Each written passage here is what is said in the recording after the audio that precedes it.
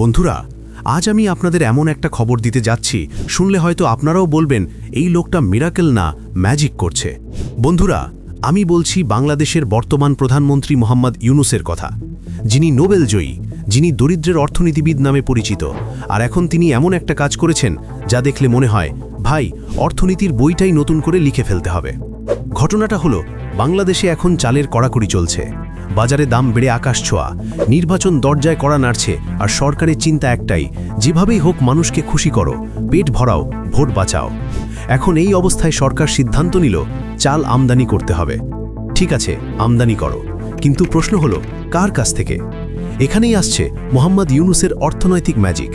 তিনি বললেন, ভারত থেকে নয়, চাল আনবো ইউএই থেকে। হ্যাঁ বন্ধুরা, মরুভূমির দেশ, যেখানে ধানের চারা তো দূরের কথা, গাছ লাগানোর আগে বালি ছেঁকে নিতে হয়, সেখান থেকে বাংলাদেশ চাল কিনছে।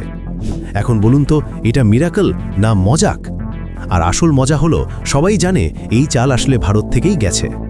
এই ঘটনায় বাংলাদেশের মিডিয়া থেকে শুরু করে জনগণ সবাই হতবাক।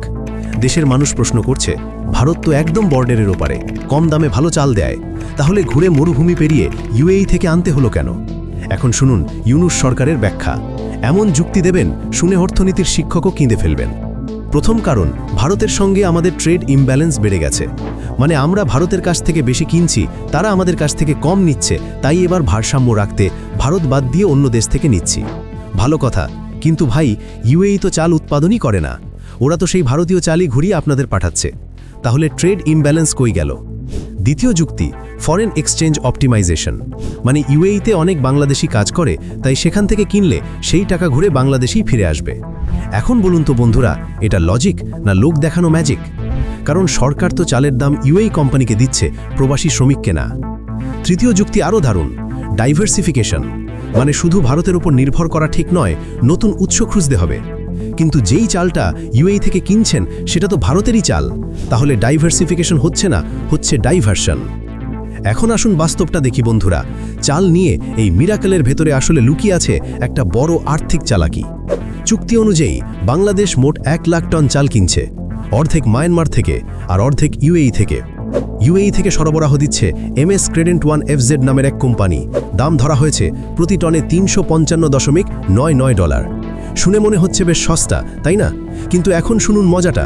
2025-এর শুরুতেই বাংলাদেশ সরাসরি ভারতের বাগারিয়া ব্রাদার্স প্রাইভেট লিমিটেড থেকে চাল কিনেছিল প্রতি টনে $359.79। মানে ইউএই থেকে কিনলে নাকি $4 কমে যাচ্ছে। এই অল্প দামের জন্যই নাকি মরুভূমি ঘুরে চাল আনছে তারা। এখন আপনি ভাবছেন, যদি সস্তা হয় তাহলে তো ভালো, কিন্তু এখানেই শুরু আসল ধোঁকাবাজি। কারণ বন্ধুরা, এই $355.99 হলো শুধু কাগজে লেখা দাম, যেটাকে বলে ইনভয়েস প্রাইস। কিন্তু বাস্তবে চাল কাগজে আসে না, জাহাজে আসে।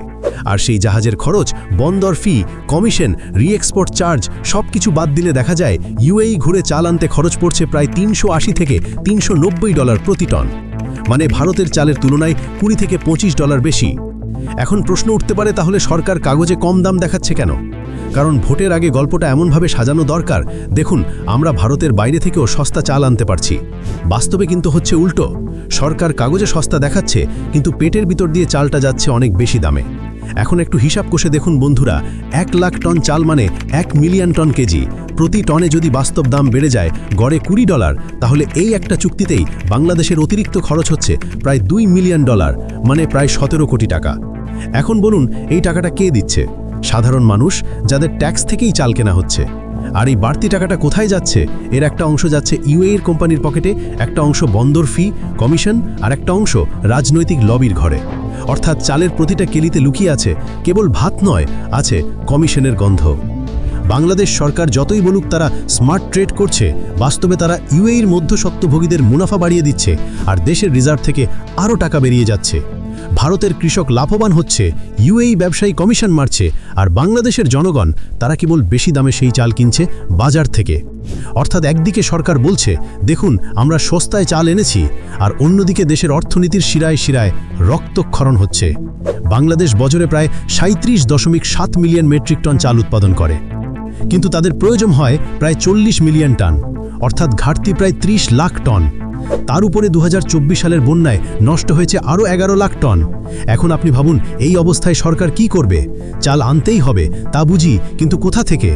ভারত থেকেই আসছে সবসময়, কারণ দাম কম, গুণমান ভালো, পরিবহন খরচও কম। 2022-23 সালে বাংলাদেশ ভারত থেকে $11.1 বিলিয়ন চাল আমদানি করেছিল। এক বছর আগেও সেই পরিমাণ ছিল $9.7 বিলিয়ন। মানে ভারতের উপর নির্ভরশীলতা বাড়ছে। তবুও রাজনৈতিকভাবে ভারত নির্ভর শব্দটা না শুনতে চাওয়ায় ইউনূস সরকার চালকে দিল ঘুরপথে পাঠানো রুটি। আর সেখানেই লাভ হলো ইউএই ব্যবসায়ীদের। কারণ ইউএই থেকে যে চাল পাঠানো হচ্ছে সেটা ভারতেরই চাল, কিন্তু তাতে দুবাইয়ের ট্যাগ লাগছে।